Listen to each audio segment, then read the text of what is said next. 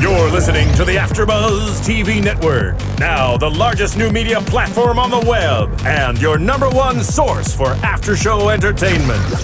Very good, Keith Johnson.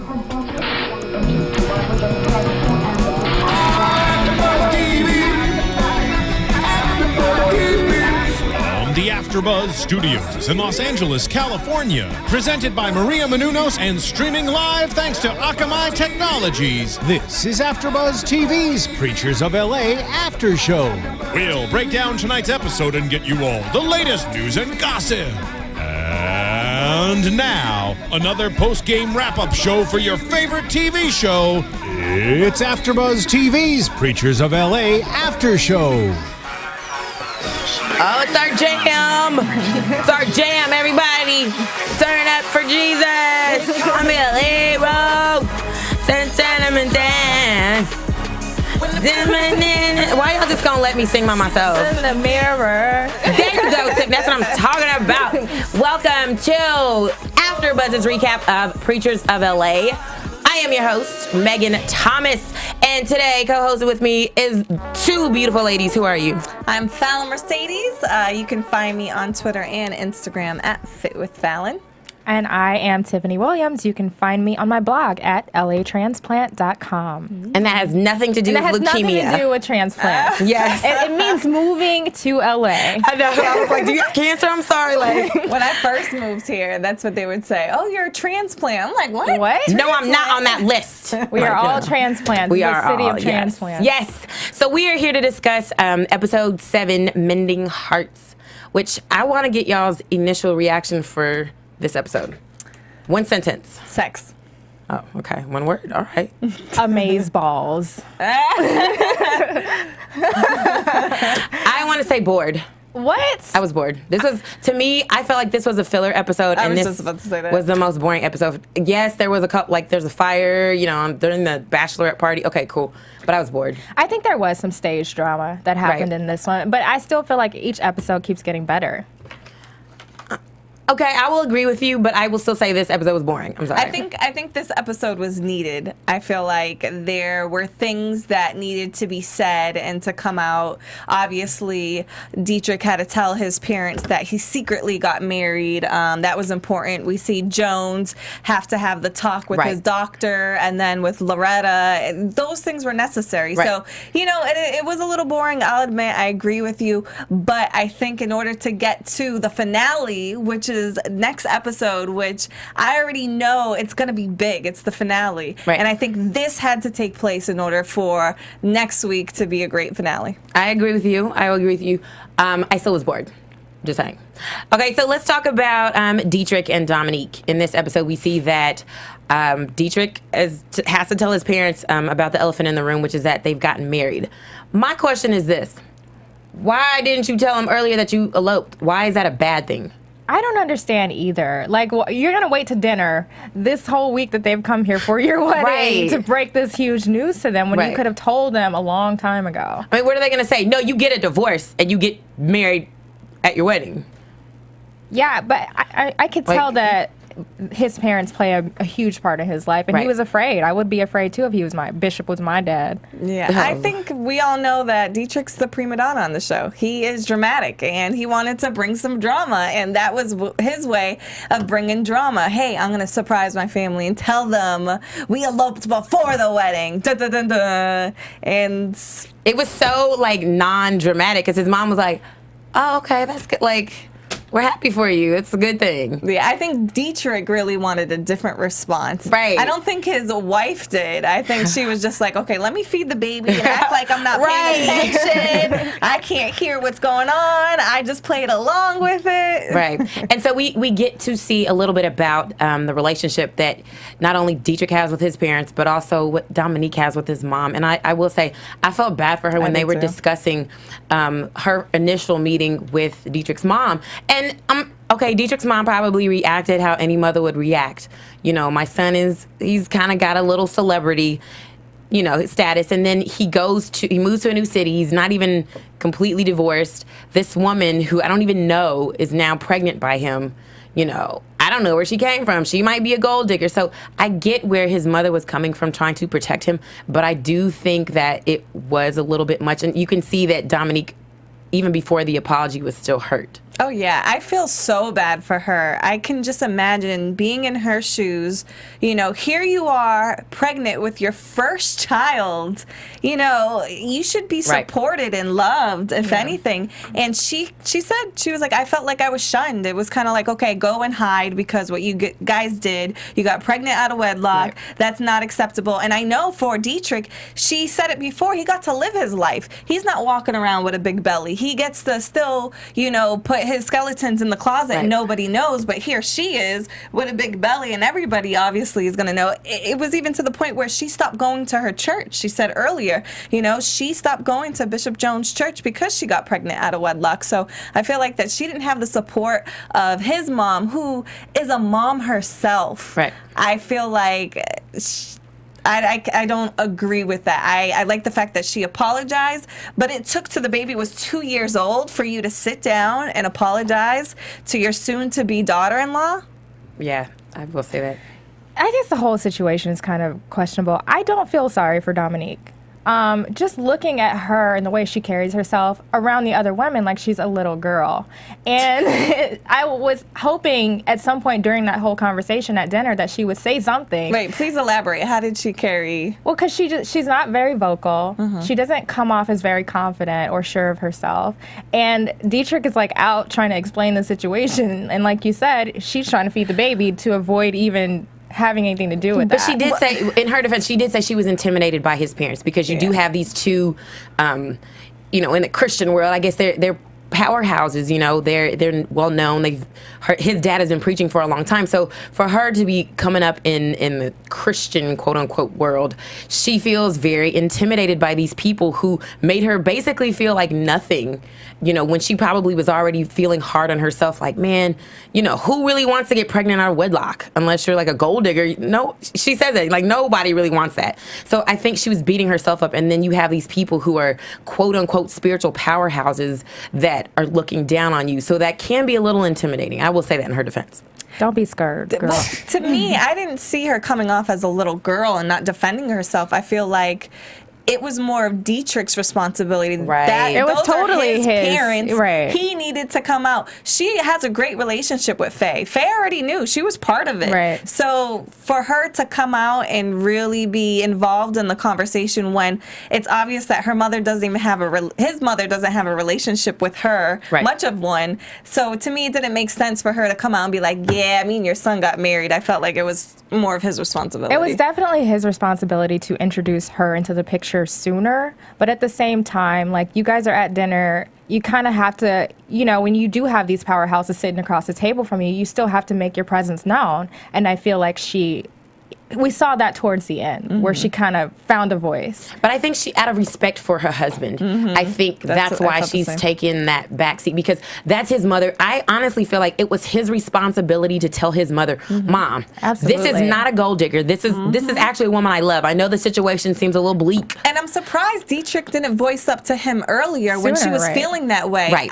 If I was pregnant and my, you know, baby daddy was letting his mom treat me in a certain way, I'd be like, no, like, you need to tell her to respect me. I'm carrying your child. Right. And I think he says that he did say something, but I think probably because it's his mom, he knows where his mom is coming from. I feel like maybe he didn't do it enough. Right. He didn't take the role of, this is me in my house. This woman is now my family. You cannot talk negatively to her without it also being negative to me. Yeah. And I think maybe at that time in his life, because you have to understand, when she was pregnant, he was still going through a divorce process. So maybe in his head, he wasn't even on the path of marriage. And we know how Dietrich is. It's been 7 episodes. We know he likes to hide things. And he's sneaky. Everything about that is questionable. He likes to show the good side of him only. So I'm pretty sure he wanted to keep a clean slate and didn't want to air, you know, everything to his parents at first. I thought that it was interesting this episode to finally see someone that can take control of Dietrich. Like, his dad laid the smackdown on him. Oh, yeah. And Dietrich is always in control of every situation that he's in. So it was great to see his dad take charge for once. Right. And I will say, one thing I noticed about his parents is, you know, obviously they're very, I do believe they do love God. Like, I don't question that at all. I will say some of the methods that they use might turn some people away from God. One of the things that I did notice is that when Dominique was speaking to Dietrich about something that his mom said, she kept going, a wise woman builds a house, a wise woman builds a house. And number one, I don't know if that's like, if she got the words wrong, that ain't in the Bible, number one. And number two, like, just because she messed up, and she messed up in a big way, doesn't mean that she's not a wise woman and that God cannot still use her. And so that's something that I think, with church people, you have to be very careful of. Like, now you fall in. Same thing with his dad, Bishop Clarence Haddon, said the same thing. Like, you can't preach again until I restore you and I lay hands on you. Yeah, and I'm like, hold on, wait a minute now. Right. Because God restores, not anybody in particular, not even your father. Now, maybe if he wanted him to come preach in his church, that's a different story. But Dietrich was talking about preaching in general. Yeah. And I really find that very almost pompous that you would say, weird. You cannot preach again until I restore you. Even when he was saying about, now you can bless the baby. And he's like, no, like not till you're restored and at the real wedding. And it's just like, I would have probably left home a long time ago if I was Dietrich. Yeah, for sure. Well, it's like, he's like, I brought you out and I got to bring you back in. And it just feels like the whole time he's not practicing what he's preaching, because he's punishing him way more than God will ever. Like, God doesn't punish you, I guess. I don't know. Right. And another thing that his father said was that the Spirit still has judgment over you. And the last time I checked, there is that's why I'm like, hold on a second. They just got married. They just made a union with God, and now you're still being judged. Yeah. Because I feel like, I mean, the Bible is very clear. When you ask for forgiveness, God forgets it, and it's hard for us to really, comprehend that. But I feel like as a man of God, you should understand that God can restore. He can use anybody. He can use a donkey. He can use a pagan king. I mean, this is biblical stuff. He can use anybody. So he can use a man who has probably sexted pictures to someone else and has had a baby out of wedlock. He can even use that guy, also known as Deitrick Hatton. I'm just saying. So I don't know. That to me made my skin crawl, because it just kind of seemed like, no, you can't preach until I restore you. What? What does that mean? Yeah, you can tell he wants to be in control, and that he is used to living a lifestyle where he was always in control, especially of Dietrich. And now that he's out of his home and lives in a different state and he's making his own decisions, it's like he wants to get the power, the control back. Right. And the other thing that I know, when Bishop Clarence Haddon was talking about not blessing the baby. What do you guys think about that? There's a lot of churches who will not do a baby dedication if the parents are not married. Well, I grew up in a church where, it's different. I was thinking about baptizing, where they don't baptize children. But I think every baby should be able to be baptized whether the parents are together or not, because it's still a child of God. It's still a blessing on earth, and I feel like a baby should be blessed, because not every child on earth has parents that are married. So those that are not married, that the child can't get a blessing and be blessed. It's to crazy. me, that doesn't make sense. Every child on earth, some children don't have parents. So then what? They can't be Christian in the church? Apparently. How do you feel about it? I don't know. I'll say this. I've been around a lot of church people who feel the same way. If your parents aren't married, you have a baby out of wedlock, the baby can't be quote unquote dedicated in front of the church. They have to go in a back room if they're dedicated at all. And I have a personal issue with that, because number one, regardless of the sin, God is the one that gives children. That's what I'm saying. The child is a blessing regardless how it came about. That's what I'm saying. Like, adultery does not every adulterer has had a child with the person they've committed adultery with. So what I'm saying is that baby comes from God. It doesn't come from obviously it came through adultery. I'll restate that. But what I'm saying is, you don't always have a kid from adultery. So regardless of how this child comes about, this child is still a gift from God. And that baby, dedicating that baby, is saying, we are going to raise this child in God's standards. Why is there anything wrong with that? Even if the parents did have that baby out of wedlock, which we know is not God's will. We know that. But children come from God. That's what I'm saying. This reminds me of the story, and I'm so bad with names, but do you remember, I think it was Sarah, and where they were older and they couldn't have the baby, so she had her husband be with the servant. Yeah. With his servant Hagar, the Egyptian. Exactly. And then Now, when Hagar had the son, he wasn't really blessed and casted out into the forest and the wild. Right. But the son that she had, he was blessed. And it just made me think of this situation where a child is can be dedicated and blessed if they're together. And then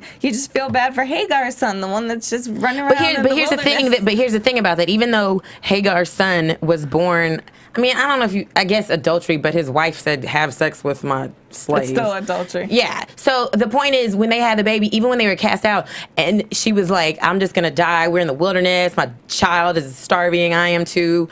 An angel of the Lord came and said your child will still be blessed. Yes. Because of the bloodline that he came through. So even a child out of wedlock, biblical precedence.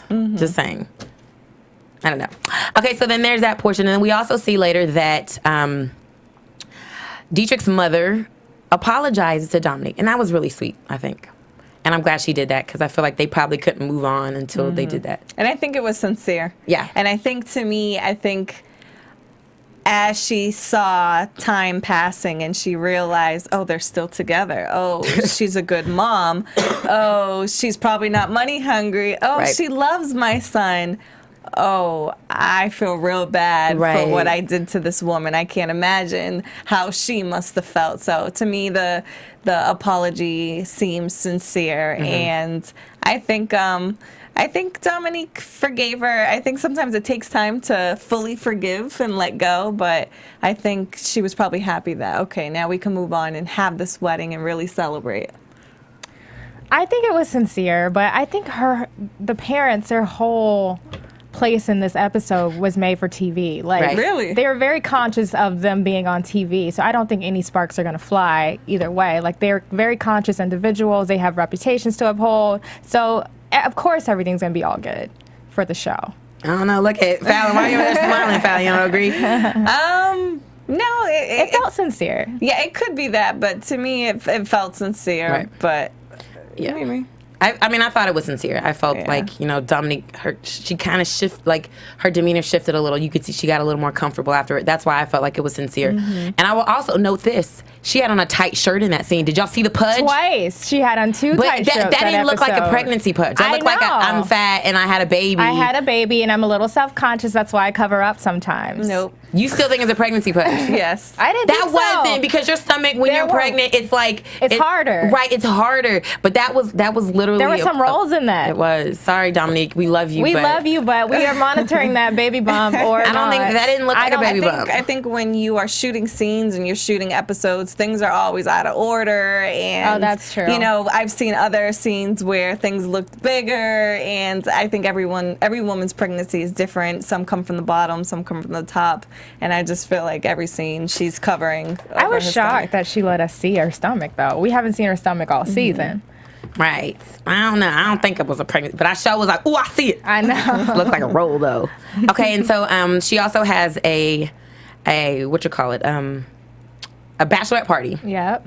at JJ's Bistro, and it looked like it was. I wanted to go to that party. It looked like nice. about the chain. Right? Nice. Why you don't want to? You didn't want to go to didn't that wanna party? be there? No, Fallon? I'm just thinking about all the sex toys I and know. nasty, underwear, No, but it- lingerie, and then the presents catching on fire, and them talking about, God didn't want you guys having all this stuff here, and I think it's a funny scene to see a pastor's wife get married, and it is uncomfortable for me to put, church and sex together, and I know sex is allowed when you're married, but it's awkward to see a preacher's wife, opening up sex toys and lingerie. But I think that's the problem. Because, I mean, what is it? Oh, Hebrews 13:4, the marriage bed is undefiled.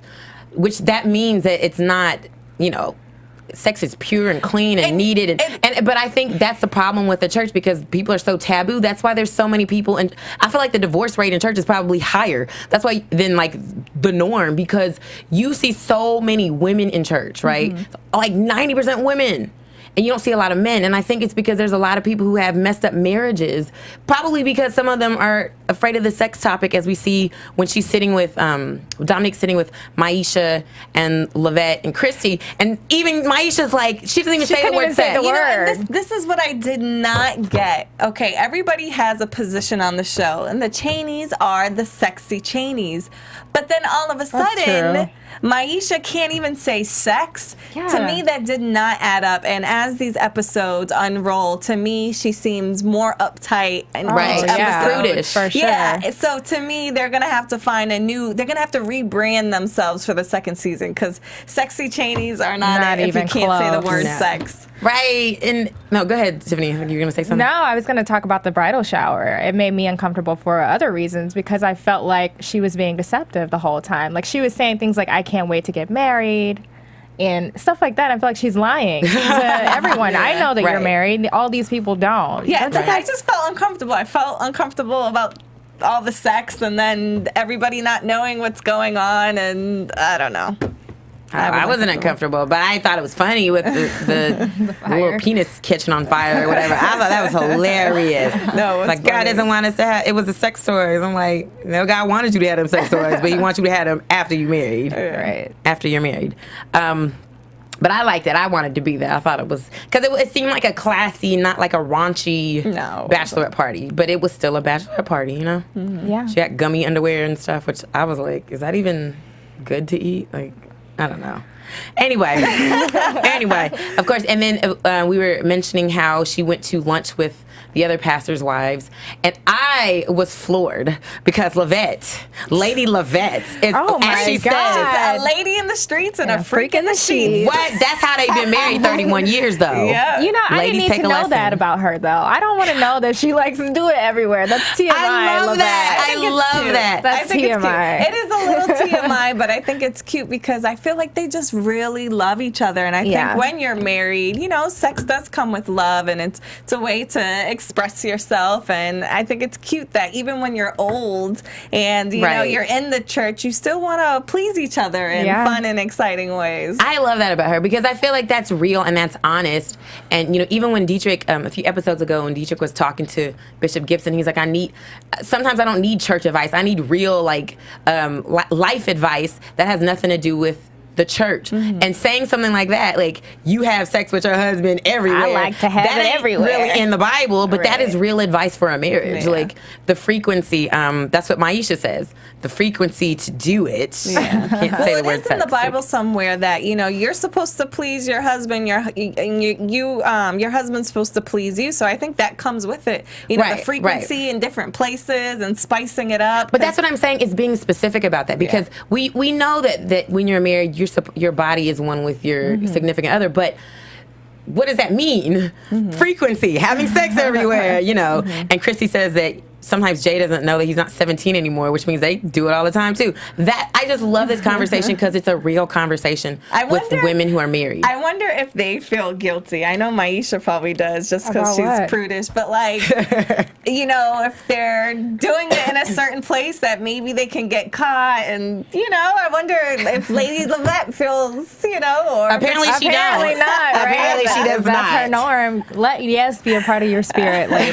That was the takeaway from that. Let yes be yes. That was some good advice for married women. For married women, we'll put that out there. I bet you Dietrich and Dominique probably feel so relieved now that they can engage in those extracurricular activities. Girl, just say sex, all right, Myeisha? Just say it, Myeisha. Sex. They can get it in. They can get it in. Okay. Speaking about another couple who apparently isn't getting it in is Bishop Noel Jones and Loretta, because they haven't talked. They haven't been talking, but we see that Bishop Jones has gotten sick. Yeah, and you know, he's been sick. I work for the production company, and you know, sometimes we'll need him for stuff and call him, and he's under the weather, and it's sad to see him, you know, under the weather. And I hope that he can keep it up. You know, it seems like he really loves preaching.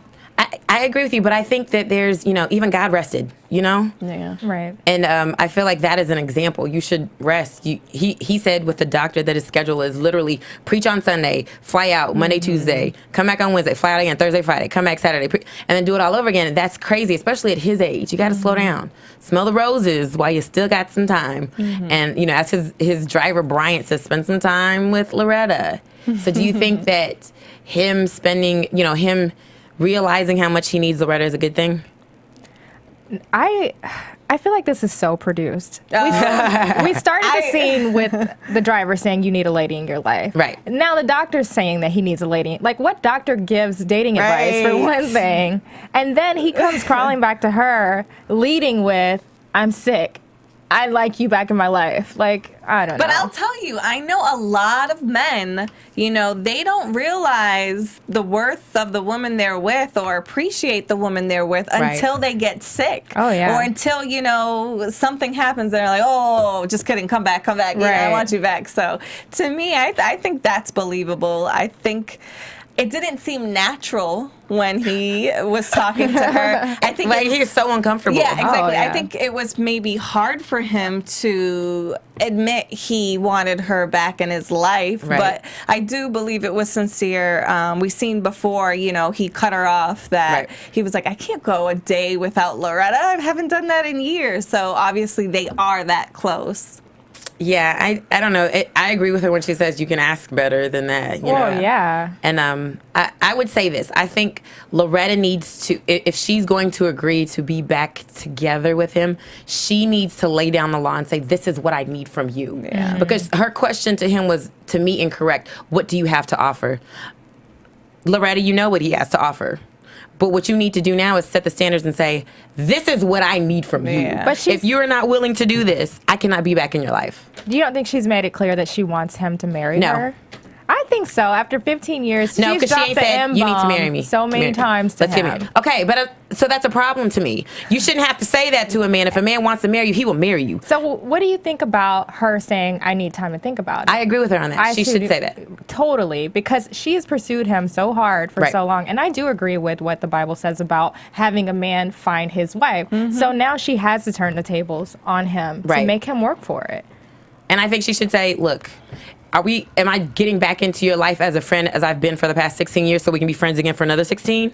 Or am I coming back in your life with the intention that you're going to marry me? Because that's a real conversation. Oh, yeah. And if he cannot answer that, then I think, Loretta, keep it moving, honey, because you're cute. You can get you're somebody else's PYT. Your merchandise is good. How do you ladies feel about this? Like, before, in the beginning, I thought Bishop Jones, like, yeah, he wasn't settled with Loretta, but I still felt like, he's very passionate about what he does, and like I didn't see anything wrong with it. But now, as time goes by, I feel like as a bishop, as a leader, if you're with this woman, I feel like he should commit to her. If you guys went to his church, or even just as viewers, do you respect what he's doing as a bishop, as a leader? No, I don't. The reason I say that is because you're not clear with your intentions. You should have told, if I would respect him if he said, Loretta, I'm not going to marry you. I don't want to marry you. Okay. You're just going to be my friend for the rest of your life. Okay. If you're okay with that, then let's be friends. If you're not okay with that, then you can't be my friend. So what if he's told her that before and was clear about it without the cameras being there, but they're still special friends? Would you be okay with him? No. Okay. And the reason I say that is because if you're clear and you say to her, I cannot be your friend if you're not cool with that. The moment she shows you she's not cool with what you've told her, that is your responsibility to walk away and say, I told you this. You now don't understand. You now have flipped the script. You're not now okay. You're not okay with our agreement, which is we're just friends. So now I can't be your friend anymore because now this is causing a burden for me because you're wanting me to change, and I've told you that I don't want to change. This is how I want to be. So it's his responsibility to walk away. What was the name of the special friends that you said before? They having sex, honey. No, but what is that called? Oh, friends with benefits? No, but you said another word. I don't know. You don't remember? Booty bumping friends? I don't know. What did I say? Anyways, there was a special word that I never heard of that you had said before. But what I'm trying to get to is, say she's okay with being friends with benefits with a bishop. do you respect that bishop if she's okay with that, if he is fornicating? Oh, no, because the Bible is clear about that. Even Dietrich says it. What I did was wrong. The Bible is very clear. There is, adultery is not okay. Having sex before marriage is not okay. So bishop or not, or regular person, it's not okay. That's not even debatable. So to me, if you can't come and preach the word to me, if you are clearly doing something that is not of God, are you going to skip around that verse? If he's honest about it, I might say at his church, if he was honest and said, congregation, I am fornicating. This is something I'm dealing with. I know it's wrong, so please forgive me, but I am fornicating. But that's I would be like, you know what? That's honest and that's real. But that's not realistic because it is. I've had a preacher do that before, and I was like, you know what? I'll stay at your church because you're a man, you're human like me, and you're honest about it. But they all are making mistakes. They all are sinning, like we all are. Right. So should every pastor, every bishop get up there and lay out all of their sins to the congregation? I think if you're telling me what I'm doing is incorrect, if you are doing the same thing, that helps me. Or do you think, and I guess as I'm diving into the show more, I'm starting to think things through, and I'm trying to decide for myself, is that okay or is that not okay? Dietrich's father told him, you have to step down because you're getting a divorce. So do you think Joan should be stepping down from preaching if he's not living accordingly? Or for any pastor out there or bishop, do you think if they're not living accordingly, even if they admit it to their congregation, do you think they should step down until they get it right? No. Because they're human. They're not perfect. These, and I think we see that in Preachers of L.A. These men are not perfect men. They are going to mess up, and that's okay. Now, the problem comes in when you act like you're not. Yeah. That's the issue I have. I think I'm getting to a point where I feel like, okay, so Gibson, Hazlip, they had, falling out previously, drug addicts, all that stuff. But now, since they got called of God, they're living righteously. They're not continuing to, step on both sides of the line. They're walking that straight and narrow path. But they're not always correct. There's certain things that I'm sure that, because they're human, you're going to continue to sin. That to me is not a problem. It's going to happen. But you can't go around, if your job is specifically to preach the word of God, if you are not living that, you must be honest about it. Because you can help save somebody. You can help somebody. Because it's how are you going to preach to a congregation of people and say sex before marriage is wrong? That's a hard struggle. If you've had a struggle with that, how much more powerful is it if you tell people? But you said had. Okay, so if you have it currently, if that's something that you're dealing with right now, you have to be honest with it. Freedom comes with honesty. That's in the word. I do too, but I feel like when you step up and you say, you know what, I'm going to lead this congregation, I feel like in a way that's why Jesus was a leader, but he was perfect and he didn't sin, because God could have had him sin so we can feel a connection with him, more of a connection. But I feel like he was in a leadership position because he wasn't sinning. And I feel like, again, Dietrich's dad had him step down because of that. I think when you're continuously living in sin, it's different to have a story from the past, but then to keep on doing and knowing what's wrong. I think that's a difference. Okay, and I'll agree with you on this point. I will say this. I do agree that his father should have told Dietrich to step down. Obviously, there's more to the story than we know. He was getting a divorce. He probably cheated on his wife. She cheated on him. There was a lot of messiness going on. So I agree with what Bishop Haddon did with his son. But I have had experiences with preachers who were honest about them messing up. Yeah. I went to a church, and I'm not going to name the name, but I went to a church in Atlanta, and this preacher, he came and he was honest, and he said, I cheated on my wife. I had an affair with another woman. But was he still cheating on his wife when he was saying that? I don't know. I think he still was. You can't do that. But here's the thing. No, this is what happened, because he was having an affair, and he came to the church to say, what I have done is wrong. I am now getting a divorce from my wife. We probably should have never got married in the first place. We weren't right for each other. And because of that, I stepped out of my marriage, which is incorrect. So but God has not told me to step down. He said, I've prayed about this, and I know in my spirit, God is telling me I need to continue to preach. It's been very hard for me because I know what I've done. So I'm coming to you to ask for your forgiveness because I'm a leader, and I do have a responsibility to preach the word of God and live what I'm preaching. But because I have not, I'm being honest with you, and I'm telling you what I have done. I'm getting a divorce. If you choose to leave my church, I understand. If you choose to stay, I will tell you right now that I'm done with this. Like I'm not going to be cheating anymore. And after that, I want to tell you, his congregation grew immensely after that, because people are like, I respect the fact that you came and you told us what you did wrong. I can respect that because he was trying to make it right. He realized, okay, this was wrong, and now I got to make it better. We need to divorce.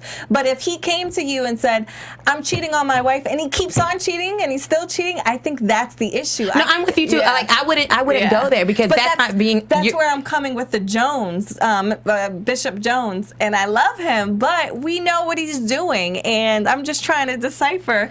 Is it good to follow a leader who is? I think it's a thin line, because we're all sinners. None of us are perfect, and every preacher in the pulpit is not announcing their sins. Yeah. And I don't think we can expect every preacher to do that, because it's a thin line. You could lose half your congregation when you do that. But that's not your goal. If you're a preacher, then you understand it's not about the numbers in your congregation. It's not about the numbers. However, it is about the numbers for a lot of preachers, unfortunately. Which is incorrect. It's horribly wrong, and but I feel like those preachers should lose their congregation. They usually do. Like, whatever happens in the dark comes to light eventually, whether you tell the world about it or not. But a lot of them are in it for the wrong reasons, and once you start showing cracks in your leadership, then your following starts to question things too, and that could make the churchgoers feel like they're on shaky ground by following you. Like, maybe Noel Jones's followers are questioning whether or not he's doing the right thing and if they should continue to follow. And that was just something that I was thinking while watching the show, and how would I feel if my preacher, I knew, he wasn't. And again, nobody's perfect, but I think there's certain things, that I think not one sin is, worse than the other, but I feel like if you're telling me I need to wait till marriage, that I shouldn't be fornicating out of wedlock, then I feel like you should be doing that too. Like, or you should be honest about it. Yeah. You know what I'm saying? Like, yeah, it's a struggle for me to, like, just be honest with me about it if you're going to tell me to do it. And that's the issue that I have. But who knows? Maybe he leaves that part out when he preaches to his congregation. Which is a problem, which is even more of a problem. You can't skedaddle around certain verses. Okay, so let's move on to Myeisha, who had, she was leading Gospel Fest, which is a big concert of different gospel phenoms. Let me guess. This was the boring part to you. I mean, all of them were kind of boring. So I'll say that. All of the storylines are boring for me a little bit. But yes, one thing that I noticed about them is that her and her husband were talking about church stuff at home, which I feel like when they discussed her being the second in command at church, that was one of the things that was off limits. You're not supposed to talk about church stuff at home. Yeah. That's a problem for me. Red flag. What do y'all think? I don't doubt that happens all the time. Right. Just because he's a pastor, they're going to talk about church. I thought that he looked a little uncomfortable around those kids, making me think that he's not used to that role for sure. Yeah, I didn't see that much wrong with it. I feel like, they're probably so busy at church that, there's some things that need to be talked about. And if they're together at home, they might as well talk about it. I think it's an issue if it's a constant, ongoing thing. And it starts to take over their quality QT time with each other. So I was laughing because his son farted. I thought, leave it to some kids to bring the fire. They're so funny. So then we see that they're at Gospel Fest and the sound system is not working. They're behind. And Wayne makes the comment, maybe I should cut the message. What were your guys' thoughts about that? I don't think he should ever cut a message if the sound is out, but I think he's just so over it, Here he is. He leaves his wife in charge and she can't even handle it. Wow, it's harsh. I'd liked seeing him get up in arms a little bit, because this is the first time this whole season that he's shown some emotion and like taken charge for once, because the women in his life seem to have the upper hand. Right. So I liked him being like, all right, let's make something happen. I agree with that. I like that he was a little rattled. He almost lost his Jesus a little bit, as he says. But I think he was incorrect in saying, I'm going to cut the message. What's the whole point of having a gospel fest? Yeah. You know what I'm saying? Cut an act. Or tell somebody, instead of doing an A and B selection, you can only do an A selection. We didn't see McClendon this episode, right? No, we don't really see him. No.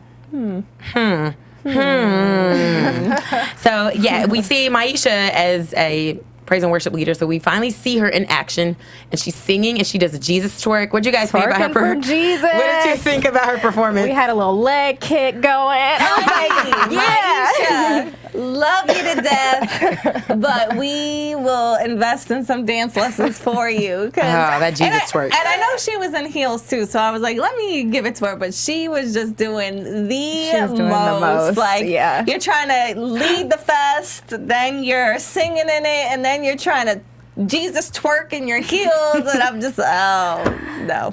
How did she end up being the closing act, though? All that. Well, she said that when you're the head of it, the executive in charge, you can do what you want, basically. You can make yourself the headliner. You're the closing act. Right. Yes. So I will get it to her, and she says you could really see her light up, so you can tell that she really loves doing this. Yeah. She really loves praising the Lord. But that Jesus twerk, honey, we're going to have to work on that. Yeah. I thought her voice was nice, though. You know what? It wasn't that bad. Yeah. All right, ladies, let's go on to news and gossip. AfterBuzz TV News. So I have a little bit of a confession Bring it. for you guys. Please don't be mad. I went to JJ's Bistro. Without us. Okay, let me tell you. dare Let me you. tell you why I went there. No because text. it is. And I was Hold on, wait a filling minute. her I'm upset last week with with a you. whole bunch of stuff. I know, Okay. right? It's Come cool. on. All right, Go let me ahead. have it. I know. I'm ahead. sorry. So the reason why I went was because it literally is right next to my church. So on Sunday, nice. when I left church, I was hungry. I was looking for a place, and as I'm looking on Yelp, JJ's Bistro comes. I said, "Shut your mouth! It's literally right here." So I was like, "Okay, let me just step in for a second." can't believe So you. I have a couple of pictures. This here is Myron. This is actually Loretta's son. He works there, and he says Loretta's there all the time. If you guys want to go check out JJ's Bistro, Myron is there. Her son. Myron. And Loretta is typically there, he says, like most times. So this is him serving me food. And then the next picture is actually what I had. I had the shrimp and grits at the top. It's amazing. Really? Yes. And this in this little cup is the fish tea soup that Loretta was talking about. It is so Myeisha good. didn't want to good? try. She's crazy. Myeisha, Yeah. it's good. It was really good. And then, of course, I had a side salad, but it's amazing. And so I taste tested this few items so I can say it's good and we should all go. What are we giving it? A, nice. B, C? What do you mean? What are you ranking this restaurant? I will give them an A. I Okay. like them. I like JJ's Bistro. They had a nice little selection, and they have good stuff for people who don't eat meat too. So, Was there people there? It Yeah, seems there like was. It's always empty. no, there was like some old ladies that came in. There was like Okay. young girl, so they had people in there. We need to go. Let's go. Like together. Yeah. Okay, I'm sorry. Jeez. Sorry. Yes, let's go together. But at least I tried it ahead of time, so you guys know it's good. All right, prediction. I Yeah, just we got have a another. little Okay. tidbit for news and gossip.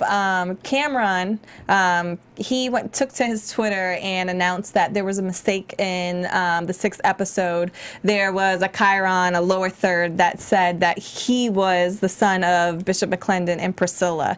And I guess he went onto his Twitter to announce to everyone, and especially his mom, that it was a mistake, that he is not Priscilla's son. He's actually McClendon's ex-wife's son. So Oh. he just wanted to clear that up to his family and to everybody. So that was just something that I had caught, that he felt it in his heart to tell the world that was Right, wrong. don't disown your mama, Yeah, your real I mama. think his mom probably felt bad, and he felt bad because of that. Right. But he looks just like him. I'm just saying. Him and little Seth look does. like they got the same parents. All right. Let's go to predictions. All right. Let's start with you, Miss Fallon. I predict the wedding is going to be amazing. Okay. But again, it's Dietrich, and he is dramaful, so there will be some drama at the wedding. There Okay. will be some drama. We saw Mama Faye pissed off, like to the max, in the previews Ooh. about some truth being withheld. Okay. And my prediction is the truth is that Dominique is pregnant. Oh, yeah. Do you think that's what it's going to be? I've been Probably. predicting that since episode. Probably. Well, maybe that's the truth. Because why else would she be so mad? I'm just on saying. the wedding day of all Right. times to be pissed off. Right. Yeah. Well, where can we find you ladies? You guys can find me online at Fit with Fallon on Twitter and Instagram, and check out fitwithfallon.com for all your celebrity news and fitness Stuff. Stuff. tips. Right. Yes, you can find me at latransplant.com. Not the surgery, moving to LA. And of course, you can find me, Megan Thomas, on pretty much every social network: Facebook, Twitter, Instagram, at nutmeg scoop like scoop of ice cream. And don't forget to go to iTunes and subscribe to this podcast. You guys are downloading it like crazy, and we love that. And make sure you comment on YouTube and on iTunes because we want to hear how you feel about this, and give us 5 stars. Thanks, guys. See you for the season finale next week. From executive producers Maria Menounos, Kevin Undergaro, Phil Svitek, and the entire AfterBuzz TV staff, we would like to thank you for listening to the AfterBuzz TV network. To watch or listen to other after shows and post comments or questions, be sure to visit AfterBuzzTV.com. I'm Sir Richard Wentworth, and this has been a presentation of AfterBuzz TV. Buzz you later. The views expressed herein are those of the hosts only and do not necessarily reflect the views of AfterBuzz TV or its owners or principals.